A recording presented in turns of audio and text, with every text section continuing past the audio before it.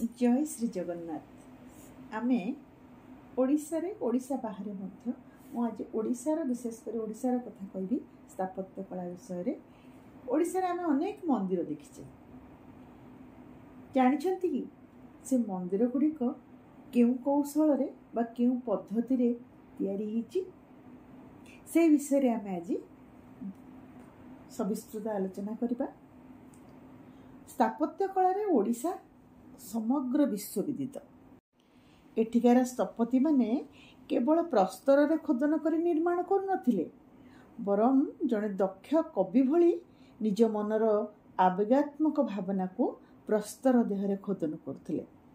आम ओडिशार खंडगिरी, उदयगिरी, विक्रमखोल, सीताबेंगला इत्यादि पहाड़ गुंफा गुड़िक भितरे विभिन्न प्रकार मूर्ति खोदित होईछि। उत्कलीय स्थापत्य कलार अपूर्व निदर्शन स्वरूप। स्थापत्य कलार सर्वश्रेष्ठ उदाहरण होछि आम ओडिशार मंदिर कला। तो ओडिशार शिल्पी माने मंदिर गुड़िकरे सौंदर्यर जो अपूर्व छटा प्रदर्शन करि जाइछंती ताहा विश्वर दर्शक माने अवलोकन करी स्तंभीभूत हो जाइछंती।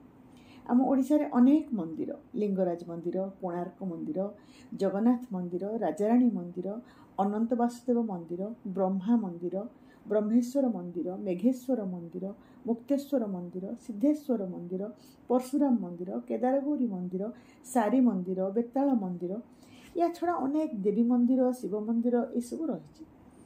ताले ये जो मंदिर गुड़िक तार निर्माण कौशल समग्र विश्व को ओडिशार गोटे चरम दान। ताले ये कौशल को मुख्यतः तीन भाग रे विभक्त करा जायछि, जेपरिक रेख कौशल, पीढ़ कौशल और कखर कौशल। रेख कौशल एमिति एक माने निर्माण शैली, चित्रण शैली जहाँकि भारतीय कला रे व्यवहृत होता है। यह अधिकतर सूक्ष्म और सुंदर रेखा माने जो लाइन ता द्वारा चित्र बा मूर्ति तैयारी करिबारे अधिक गुरुत्व देता है। यार विशेषता गुड़िक है सूक्ष्म और नियमित रेखार व्यवहार। यही शैली रे चित्रर आकृति और आभा गढ़िबा पई गोटे अनुशासित रेखार व्यवहार करा जायता है। रेख शैली मध्य रे तार रूप अत्यंत शुद्ध और समतापूर्ण होता है। यही रेख शैली रे अधिक रंग व्यवहार नथिबार देखा जाए, केवल रेखा द्वारा ही तार रूप तैयारी करा जाए। जेमतिक उदाहरण स्वरूप आम ओडिशार पट्टचित्र और मधुबनी चित्र रे रेख शैलीर प्रभाव बेसी देखा मिले।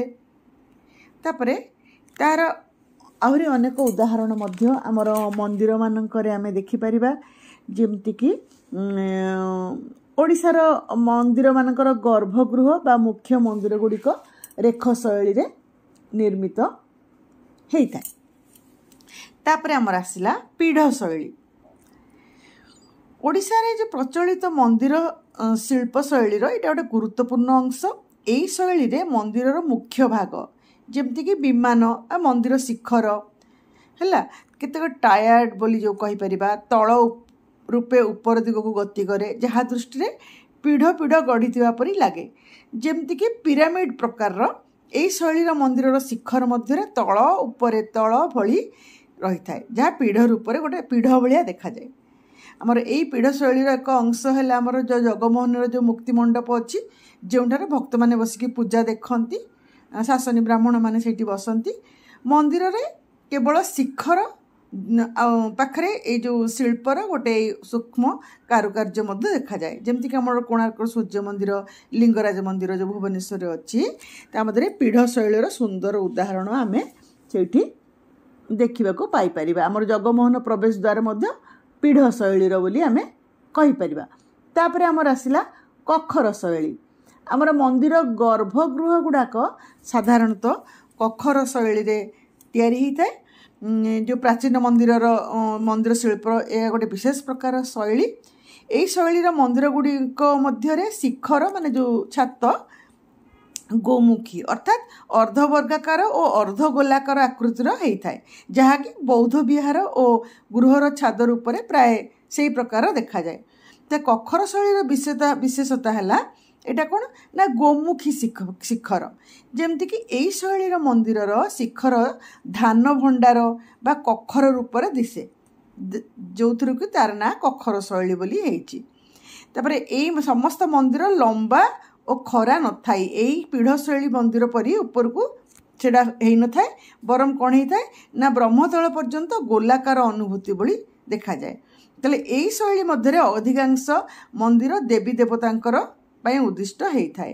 ଯେମିତିକି ଆମର ଭୁବନେଶ୍ୱର ବୀଣାପାଣି ମନ୍ଦିର, ଆହୁରି କଖର ଶୈଳୀରେ ଆମର ରହିଛି ମନ୍ଦିରର ଗର୍ଭଗୃହ ଗୁଡ଼ାକ, ଏଇସବୁ କଖର ଶୈଳୀରେ ନିର୍ମାଣ କରାଯାଇଛି।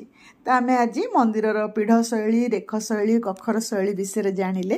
ଆହୁରି ଅଧିକ ଜାଣିବା ପାଇଁ ଆପଣ ଯଦି ଇଚ୍ଛୁକ ତେବେ ମୋ ଚ୍ୟାନେଲକୁ ସବସ୍କ୍ରାଇବ୍ କରନ୍ତୁ, ମୋ ସହିତ ଯୋଡ଼ି ହେଇ ରୁହନ୍ତୁ। ଧନ୍ୟବାଦ।